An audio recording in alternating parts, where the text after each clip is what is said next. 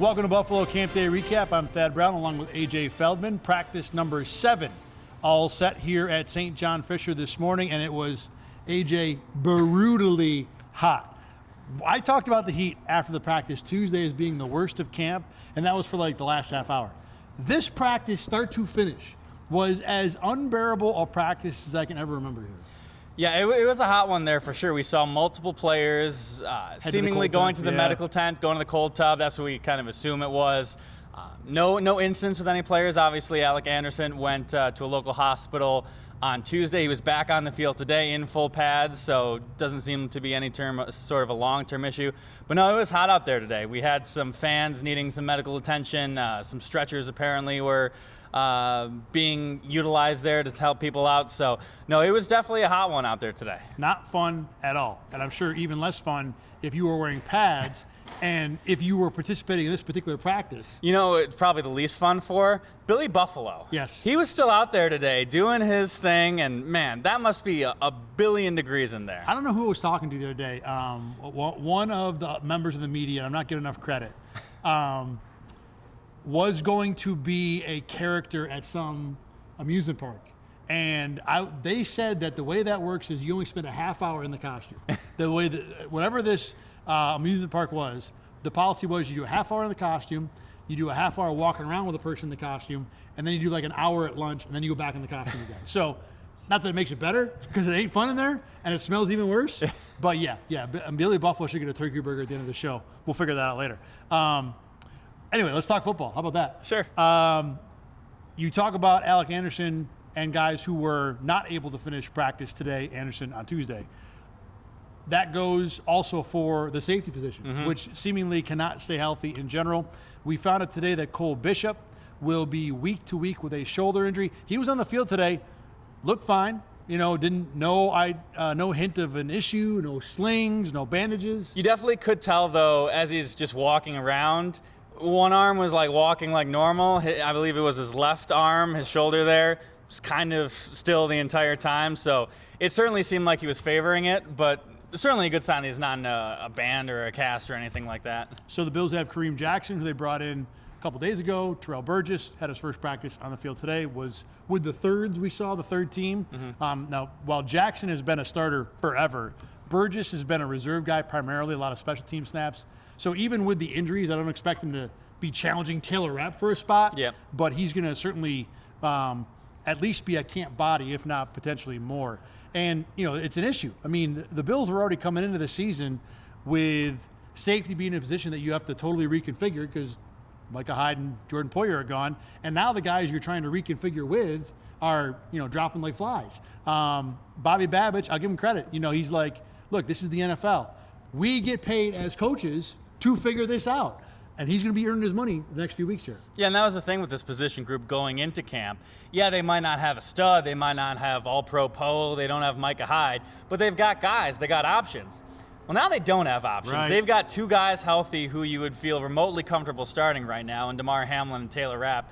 And they're the guys, practice in and practice out. There is no, well, you know, there's still healthy competition, but you don't have 4 guys competing who we think could go for that starting spot.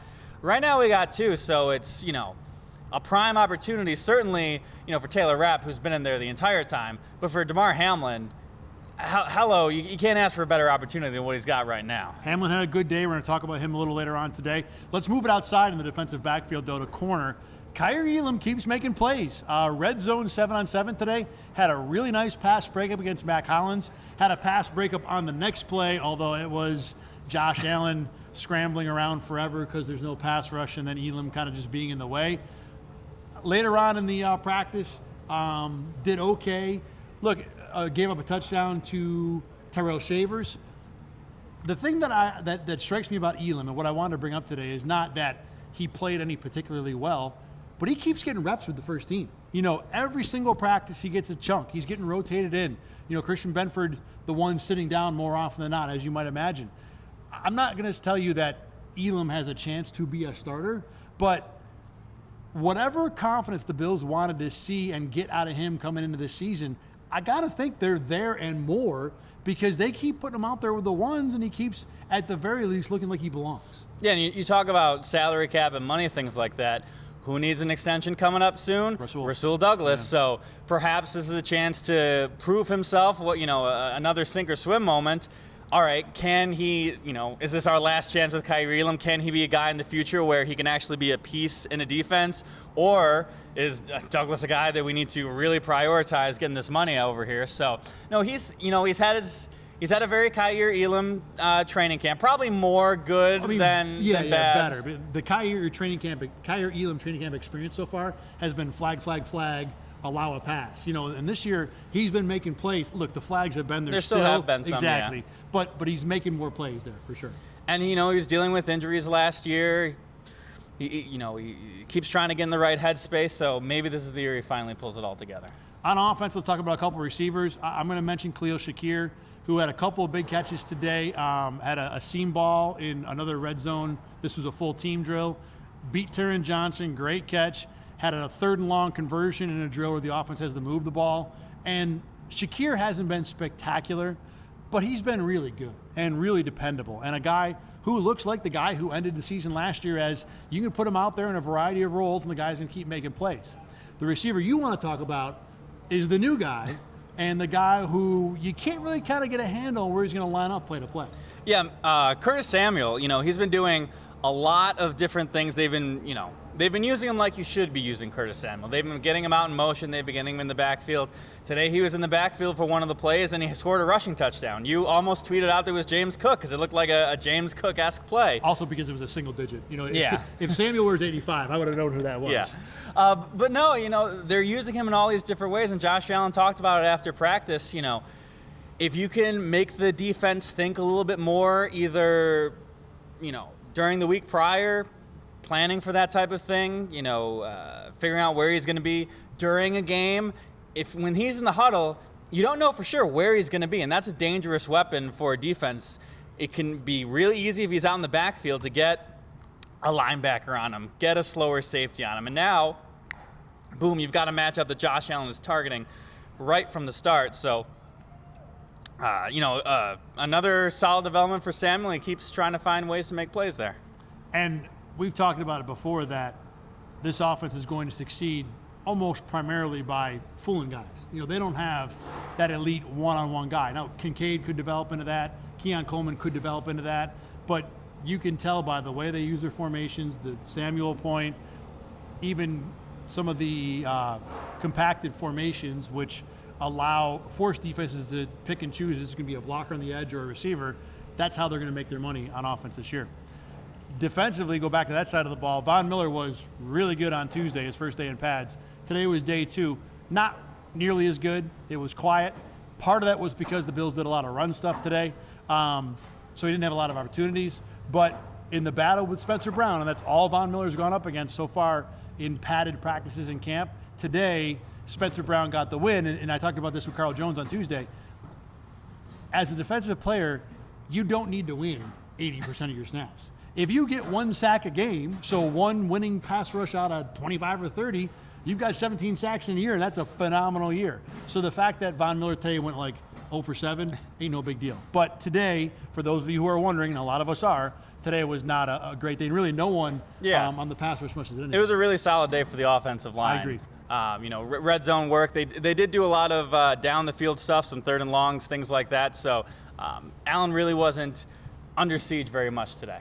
Another thing that happened today was the refs stopped by. We had the first few days we've had refs every day, but they've been what I'm assuming are local college referees, just based on the type of jersey they've been wearing. Today we had an actual NFL crew. Clay Martin was in. He's one of the referees. And he also talked to the media about the new kickoff rule. I'm not going to bore you all with a bunch of the details. I love this stuff. AJ's eyes were glazing over today, I think. No, I'm good. Okay, no, I'm good. Wide open? They're wide open. Yeah, you're patronizing me, but I like it. That's fine. The number one take from this that I thought was interesting, 2 things. We talked primarily about the kickoff rules, but AJ, the hip drop tackle, which is new this year as a penalty, was also talked about. And Clay said, look, we're not going to call that unless we see all the different parts that qualify for a hip drop tackle. So check. They all the boxes got to be checked for us to throw a flag. What he thought was later on, the NFL compliance department, in other words, the people who hand out fines, they're the ones that are going to punish more of the hip drop tackle. So less flags, more fines. And AJ, I think that makes sense with any new rule, this one is going to be a 15-yarder. It's going to be controversial. Don't put it on the officials to call it all the time. Let someone who can spend an hour replaying a play over and over actually hand out the punishment, as opposed to a guy who gets one look in the middle of a football game. Yeah, it's such a subjective call, such an in-the-moment call. It's kind of similar to when they implemented the horse collar, but that is such an obvious flag where it's easy to do in the moment. This one, sometimes people point out these hip drop tackles. I'm like, that's a hip drop tackle? Yeah. It just kind of looks like he's, tackling him. Right. Yeah. So that's gotten a lot of criticism from certain people who have, played defense for a living, whether or not this can be accurately, legislated. I think it's a good thing if they're going to do this after the fact, not, save a drive based off of a tackle or something like that. Maybe this is a job for the sky judge if we ever get one of those coming into play, but I think that's a good development we found out today. As for if they actually do it like If they that. do it, yeah. As for the kickoff rule, if anybody's wondering, not much about it. Really, the discussion was, what is the rule? And I thought a lot of the questions that were asked today were like, you could have just Googled this. But either way, the one thing that we did learn from Clay, other than they really don't know how to call it any more than the Bills know how to coach it right now, is that penalties, for example, one of the rules is that the receiving and coverage teams have to sit on their yard lines until the ball's caught. They're not going to be looking for, whoa, is that toe a millimeter off the ground? Ergo, it's a flag. They want to see something absolutely obvious before they throw a flag on that too. So I was actually kind of encouraged that the two controversial rules, the ref's like, look, we're not going to throw a flag unless it is blatant. Kadarius Toney is like, why can't we have that on that offsides pitchback for the Chiefs there? He was blatantly offside. That's why he got a flag. It was really that bad. All right.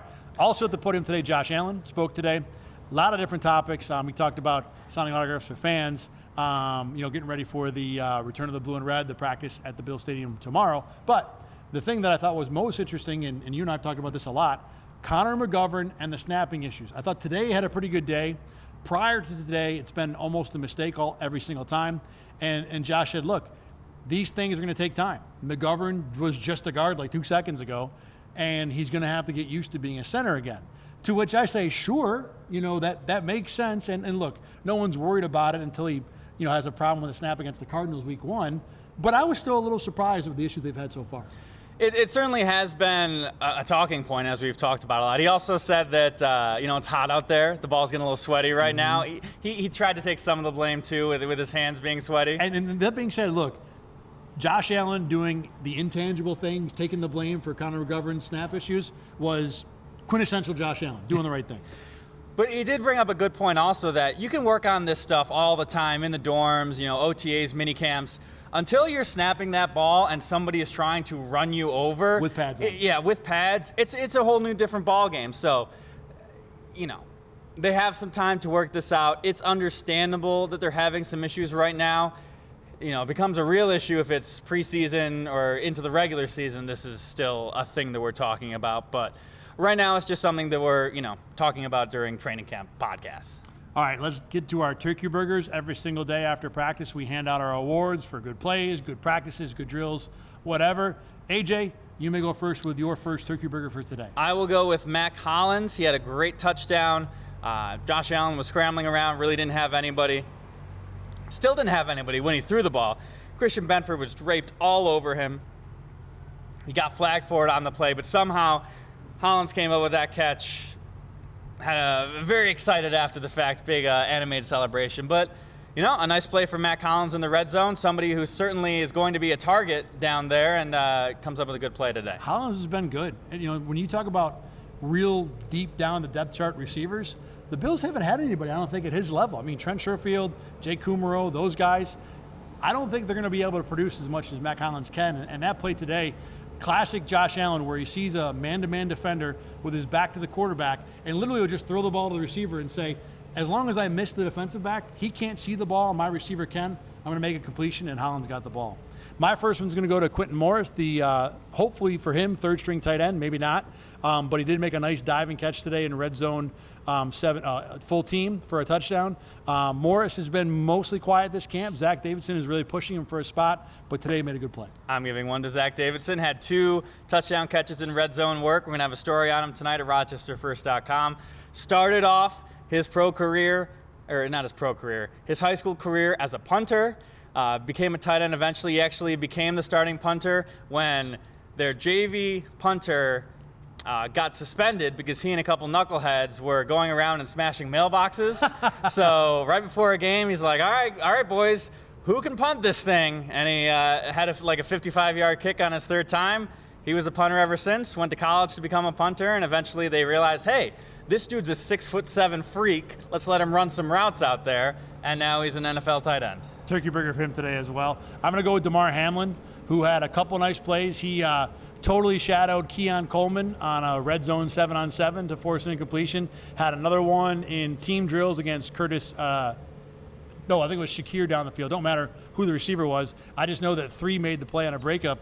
And you talked about it earlier. Hamlin has an opportunity here with the safeties being injured, and so far he is making the most of it. I mean, we went into this camp thinking, does number 3 make the team? And now I don't know how he doesn't make the team. I think he's just about locked into a spot as we sit here today. Yeah, and last year with the linebackers, Terrell Bernard ended up getting that starting job without playing a whole lot in preseason and whatnot.